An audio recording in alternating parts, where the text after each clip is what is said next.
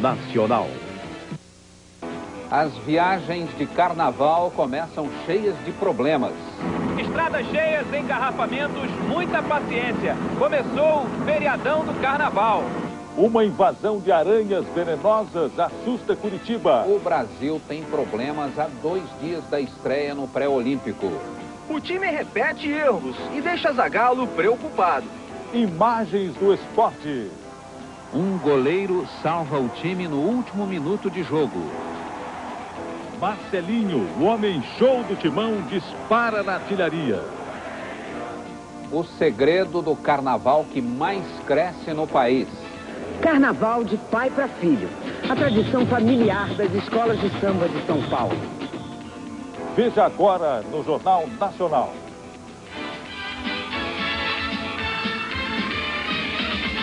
O paulistano se entusiasma com a sexta-feira ensolarada e pega as estradas rumo ao litoral, apesar dos estragos provocados pela chuva. A repórter Ellen Martins mostra ao vivo o movimento no sistema Anchieta Imigrantes que leva à Baixada Santista. 400 mil veículos devem seguir para o litoral de São Paulo pelo sistema Anchieta Imigrantes. Desde ontem, 96 mil já foram para as praias. Nesse momento, passam por aqui 123 carros por minuto. O sistema está no limite da sua capacidade. No pedágio da Imigrantes já existe um congestionamento de 3 quilômetros de extensão. O sistema Anchieta Imigrantes serve também para as pessoas que querem ir para o litoral norte por causa dos estragos nas outras estradas. A rodovia dos Tamoios, principal ligação entre o Vale do Paraíba e o litoral norte do estado de São Paulo, que estava interditada há 2 dias, teve suas pistas liberadas há 1 hora. Os carros estão seguindo em comboio, escoltados pela polícia rodoviária. E ainda há risco de novos desabamentos de barreiras, porque volta a chover na região. Ellen Martins, de São Paulo. A saída do Rio de Janeiro também foi complicada durante todo o dia. Motoristas enfrentaram quilômetros de engarrafamento. A sexta-feira já começou com um trânsito caótico. Avenida Brasil, 6h30 da manhã. No principal acesso do subúrbio ao centro do Rio, 15 quilômetros de engarrafamento. São milhares de carros, uma fila a perder de vista. Um caos provocado por este acidente que deixou 7 feridos. Na Avenida Presidente Vargas, uma pista interditada para a passagem de carros alegóricos também tumultuou o trânsito. Este ano, segundo a Polícia Rodoviária Federal, o movimento de saída do Rio deve ser 30% maior do que no ano passado. Os patrulheiros recomendam cautela em algumas estradas. A Via Dutra está liberada, mas as pistas estão escorregadias em alguns pontos. Na Rio Santos, o trânsito está em meia pista em vários trechos. Só hoje, 60 mil carros circularam pela ponte Rio-Niterói, principal ligação com a região dos lagos, a mais procurada nos feriados e fins de semana. O movimento congestionou uma das principais estradas do Rio. Às 3h30 da tarde, na BR-101, que dá acesso à região dos lagos e ao norte do estado do Rio, os motoristas já enfrentavam um engarrafamento de quase 10 quilômetros. E isso porque os carros estavam usando 2 faixas de acostamento. Se fossem usar só as 2 faixas de rolamento, o congestionamento seria ainda maior. Para tentar escapar do congestionamento, alguns motoristas invadiam a pista das obras de alargamento. Uma viagem que normalmente dura 2 horas, hoje foi feita no dobro do tempo. Os problemas causados nos principais acessos do estado para a região sul fizeram muito motorista mudar de ideia. Aqui na ponte Rio-Niterói, caminho obrigatório para quem segue para a região dos lagos, o movimento é maior comparado a outros carnavais. O trânsito na ponte já começa a ficar lento. 150 mil carros já passaram por aqui e a previsão da Polícia Rodoviária Federal é de que 280 mil carros saiam da cidade até amanhã. E a polícia faz um alerta. As pessoas que estiverem saindo da cidade para o feriadão em direção a Angra dos Reis, Paraty e Litoral Paulista vão encontrar a Rio Santos com 17 pontos com trânsito em meia pista. Ricardo Carlini, do Rio de Janeiro. A previsão do tempo para o sábado de carnaval. Sol e calor na maioria dos estados. A massa de ar quente deixa o tempo ensolarado no sudeste. O céu fica nublado e com chuva amanhã em Fortaleza e na grande área escura. Chove o dia todo também nessa faixa que inclui o litoral de Santa Catarina. Nas outras regiões, faz muito sol e o calor provoca pancadas de chuva rápida pela manhã no litoral sul da Bahia. Nas demais praias do Nordeste, no Rio de Janeiro e em São Paulo, chuva de verão à tarde e à noite. O clima continua seco em boa parte do Rio Grande do Sul, no interior de São Paulo e em toda a faixa mais clara. A temperatura chega a 35 graus em Porto Alegre e no Rio de Janeiro, 32 graus em São Paulo, Belo Horizonte e Recife e 33 graus em Salvador.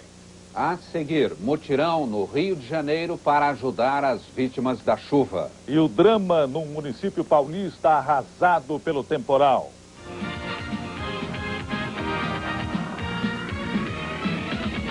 No município de Cunha, o mais atingido pelo temporal no Vale do Paraíba, em São Paulo.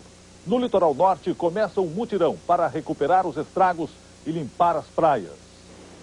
Parece que um furacão passou pela praia de Barra do Una, em São Sebastião. No temporal do começo da semana, o vento arrastou 9 barcos por 500 metros até a praia. Alguns ficaram destruídos. Esta lancha era nova. O dono comprou em janeiro por R$200 mil.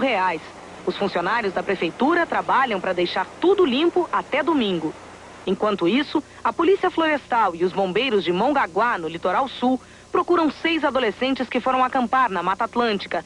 Eles deveriam ter voltado na terça-feira. Em Cunha, no Vale do Paraíba, hoje foram enterradas as 8 pessoas soterradas no temporal de quarta-feira. A Serra do Indaiá, iluminada pelo sol, contrasta com o lugar onde aconteceu a tragédia, a 40 quilômetros do centro. Toneladas de lama desceram desta encosta. A casa ficava exatamente aqui, perto da nascente de 2 rios. Eles transbordaram com a enxurrada. Foi tudo tão rápido que ninguém teve tempo de correr. Agora há pouco, os garotos que estavam perdidos na Mata Atlântica foram encontrados num sítio isolado pela enchente. A Procuradoria-Geral da Justiça vai entrar com uma ação contra a Prefeitura do Rio de Janeiro e o governo do Estado do Rio, se for constatado que houve omissão das autoridades na prevenção da enchente. O número de mortos chega a 69. 10.300 pessoas estão desabrigadas. Um socorro que não chega. No município de Itaguaí, as vítimas da enchente ainda convivem com lama e lixo 4 dias depois do temporal. A água inundou plantações, casas, destruiu pontes. Poucos moradores se arriscam a passar pela água suja. Quem volta para casa tenta recuperar o pouco que sobrou. Perto das encostas, nas margens da Rio Santos, a situação piora. A avalanche cobriu metade das casas. O carnaval foi suspenso em Itaguaí. São 3.000 desabrigados e 50 desaparecidos. Em Jacarepaguá, na zona oeste do Rio, as máquinas já retiraram em apenas uma rua lama suficiente para encher 150 caminhões. Como é que eu vou limpar minha casa com essa sujeira toda, essa vergonha? Isso é uma vergonha. A prefeitura até agora não apareceu. Os moradores dos condomínios têm que alugar as máquinas para retirar o barro. Nos bairros pobres, o jeito é entrar na lama e tentar limpar a rua. Na Cidade de Deus, 2.500 desabrigados lotam as escolas. Para enfrentar a tragédia, centenas de pessoas contam apenas com o esforço próprio e a solidariedade. Um supermercado doou 14 toneladas de alimentos para a Cidade de Deus, um dos lugares mais atingidos da cidade. Os moradores esperam na fila para receber uma cesta básica. Eles perderam tudo, mas hoje vão ter pelo menos o que comer. Seja lá o que for, mas está muito bom para nós. Esperar inutilmente por ajuda parece o destino dos desabrigados. Na enchente de 88, famílias foram morar em containers no Morro Dona Marta. A solução era provisória, mas até hoje eles não saíram de lá.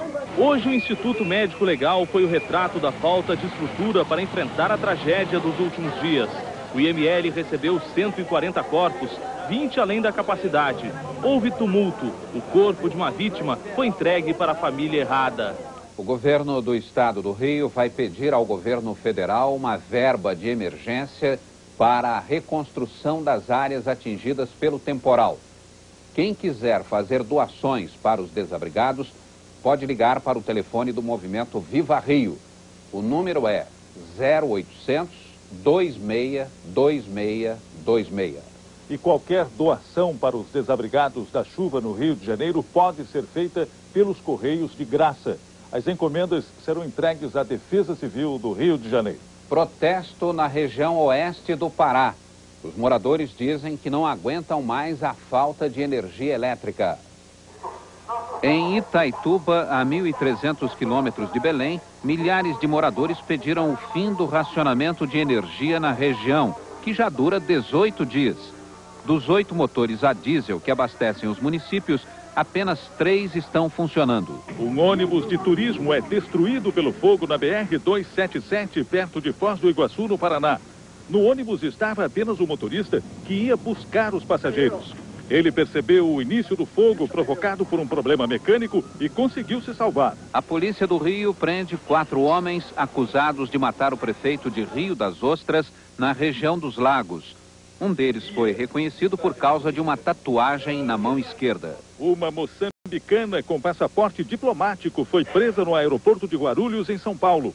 Ela tentava embarcar para a África do Sul com 10 quilos de cocaína. A droga estava na moldura de 3 quadros e em frascos de shampoo. O governador do Acre, Orleir Cameli, foi interrogado hoje em Brasília pelo ministro do Superior Tribunal de Justiça, Eduardo Ribeiro. O governador do Acre é acusado de desviar dinheiro de obras públicas. Orleir Cameli confirmou que um cheque de R$60 mil, referente ao pagamento de restauração de estradas vicinais, foi depositado na conta de uma empresa da família, mas disse que não tinha conhecimento do depósito. O governador do Acre responde ainda por mais 2 processos no STJ, por falsidade ideológica e crime contra a administração pública. Em instantes, ex-ministro se livra da acusação de assédio sexual. E a invasão de aranhas venenosas em Curitiba.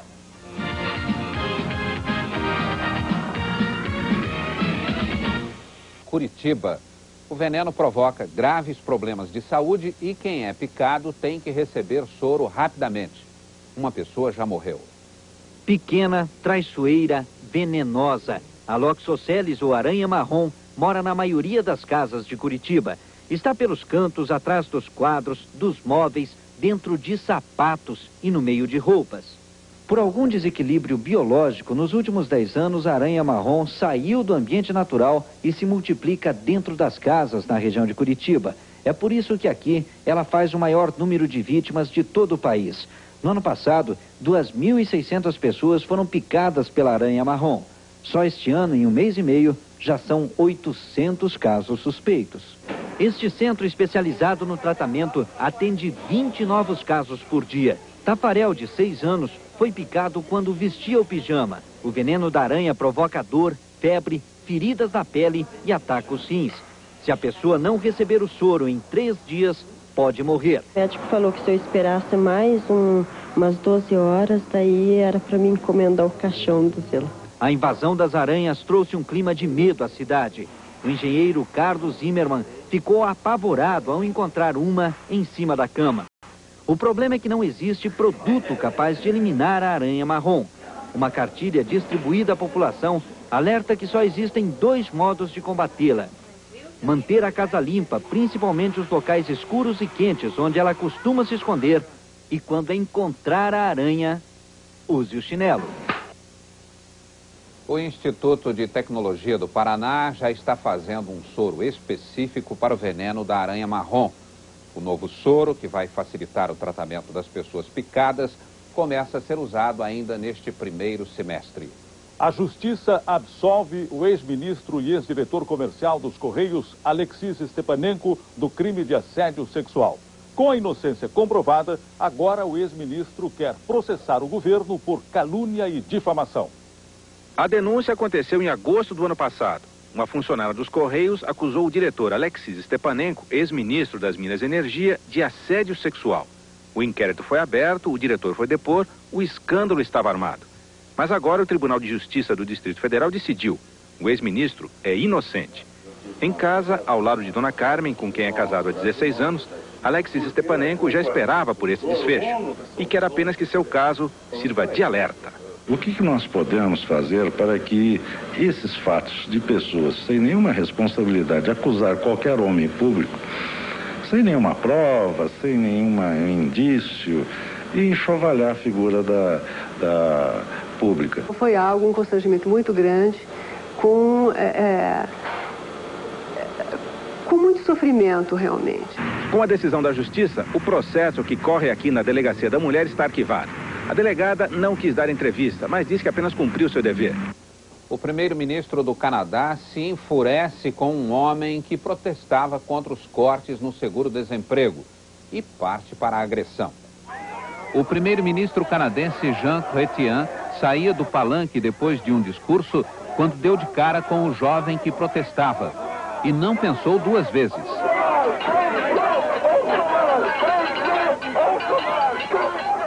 Depois, Jean Chrétien disse que não sabia o que tinha acontecido. O primeiro-ministro canadense é um dos poucos líderes mundiais que não andam cercados por um batalhão de seguranças. Tropas da OTAN descobrem um centro de treinamento de terroristas na Bósnia. Os soldados apreenderam explosivos escondidos em brinquedos, armas e manuais de fabricação de bombas. O governo americano acredita que 200 iranianos estão envolvidos com guerrilhas na Bósnia. O presidente Saddam Hussein recebe em Bagdá o radical americano Louis Farrakhan. O líder da nação islâmica disse que quer a reconciliação com os inimigos dos Estados Unidos. No ano passado, Farrakhan ficou famoso ao organizar a marcha de 1 milhão de negros na capital americana. O presidente da Itália, Oscar Luigi Scalfaro, dissolve o parlamento e antecipa as eleições que estavam marcadas para daqui a 3 anos. A decisão foi tomada 2 dias depois da renúncia do primeiro-ministro Antônio Macânico. As eleições vão ser em abril. Libertados no Rio, 18 acusados da chacina de Vigário Geral. São policiais militares que estavam presos há quase 2 anos e meio. A decisão foi da Justiça. O Ministério Público recomendou a revogação da prisão preventiva porque considera que não há provas contra os policiais. A liberdade é provisória. Eles ainda serão julgados por um júri popular. Daqui a pouco, a torcida corintiana delira com mais um show de Marcelinho. E os problemas da seleção brasileira na Argentina.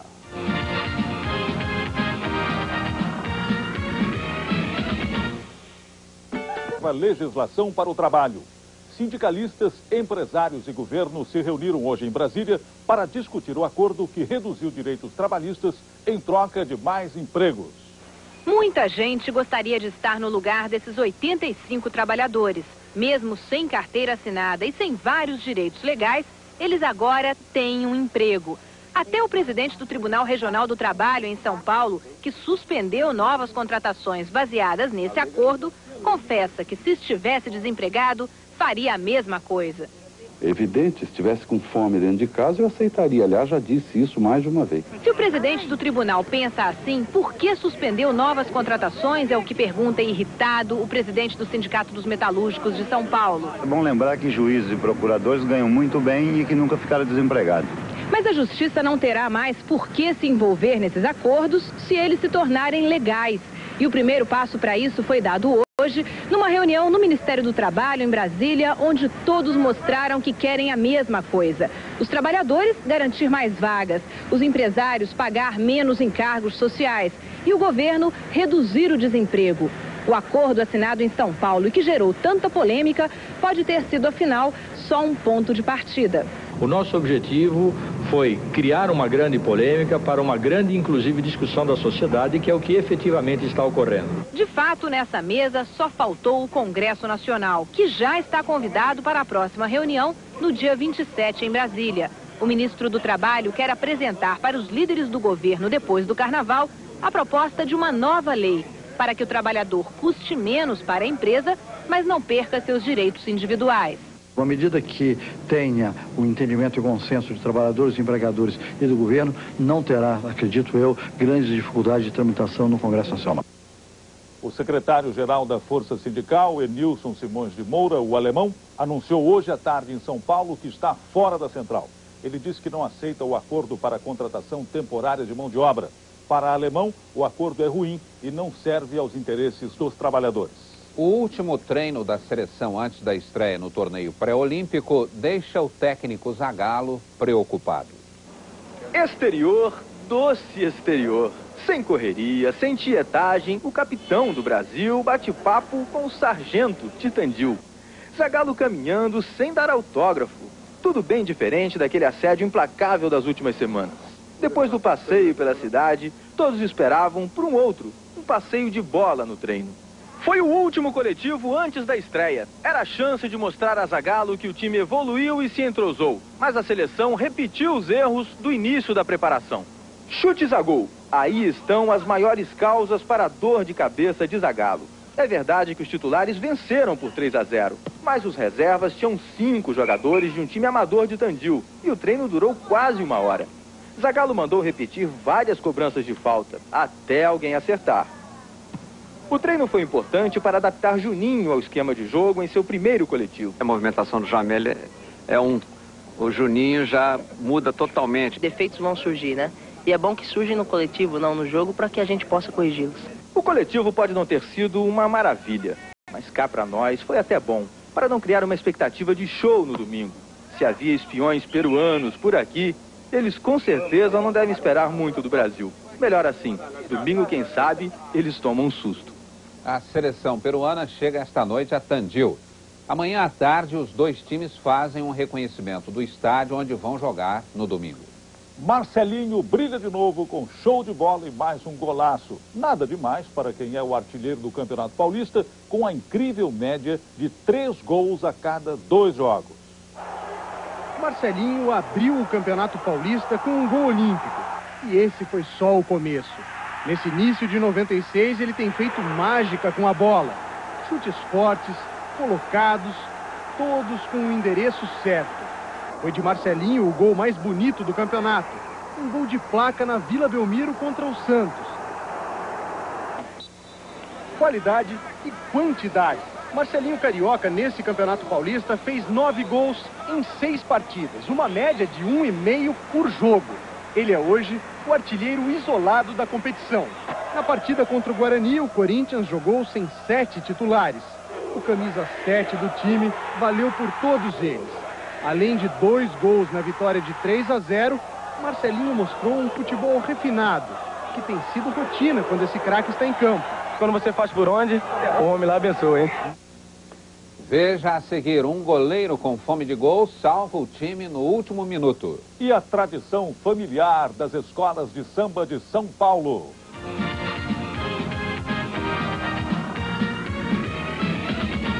Tronos se desafiam a 1 mês da decisão do título mundial.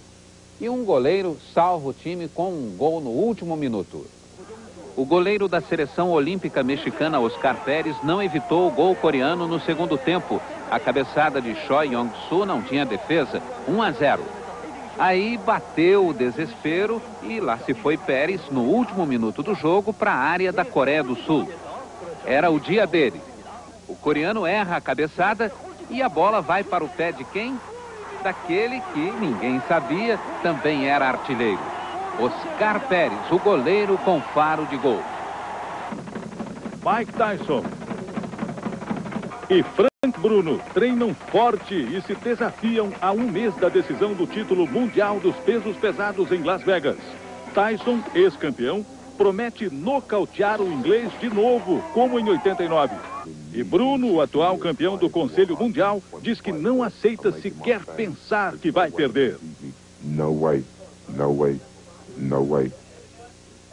Briga violenta no basquete universitário americano. Sly Johnson, de uniforme escuro, faz falta dura no adversário, mas quem toma as dores do colega é Jeff Spiller. Johnson é empurrado e reage com um soco no rosto de Spiller. Spiller erra o revide e quem acerta o olho de Johnson é Kevin Bill. Johnson sangrou e perdeu o jogo. Já é carnaval no Nordeste. Em Pernambuco, festa na Avenida Guararapes, no centro do Recife. O repórter Francisco José acompanha ao vivo a primeira noite de frevo. Uma orquestra no palco, 2 prebiocas tocando no meio da rua e o povo acompanhando. Está começando mais um baile popular. É a animação no centro do Recife. O carnaval em Pernambuco começou desde o mês passado, em janeiro, mas hoje é a abertura oficial, a entrega da chave da cidade ao Rei Momo. E mais do que nunca, o centro do Recife está entregue ao povo. Todas as ruas foram interditadas para o tráfego de veículos e abertas para os foliões. Carnaval está começando oficialmente. Recife tem uma nova iluminação, com as ruas decoradas para o Carnaval. É uma festa de bonecos gigantes para toda a gente que vive a grandeza do Carnaval. Uma explosão de alegria em todos os bairros da cidade. Francisco José, do Recife. Escola de samba que nasceu da paixão pelo futebol. Barracões comandados por famílias de imigrantes. Samba de pai para filho. Na terceira reportagem da série sobre o Carnaval 96, o jeito paulista de sambar. Amanhã, São Paulo tira o cinza e veste a fantasia.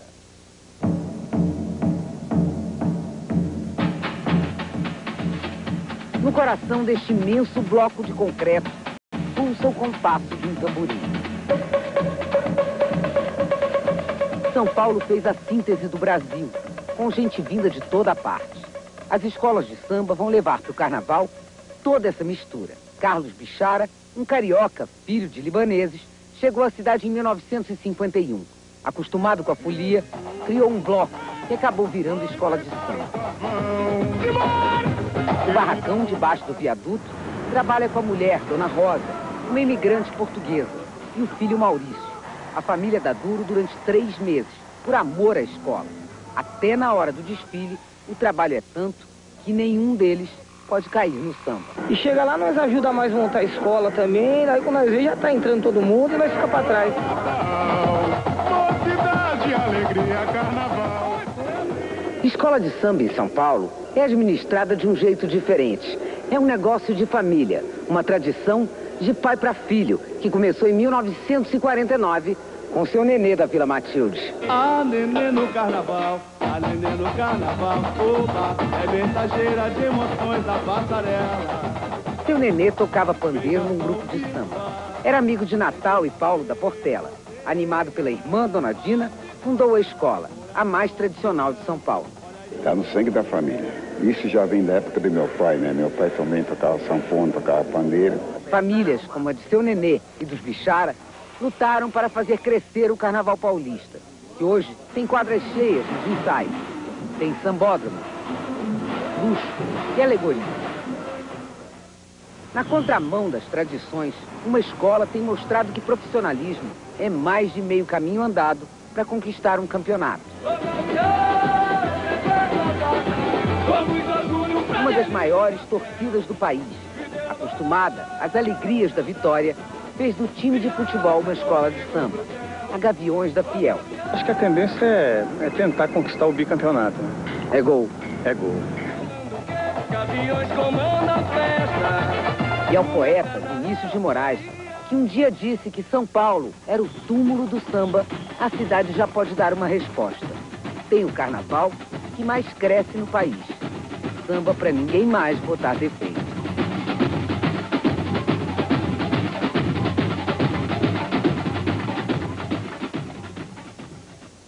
Luxo, riqueza, tecnologia. Cada escola de samba, uma superprodução. Espetáculo onde atuam 67 mil pessoas. Na reportagem de amanhã, o Carnaval do Rio de Janeiro. O maior show da terra. Boa noite. Boa noite.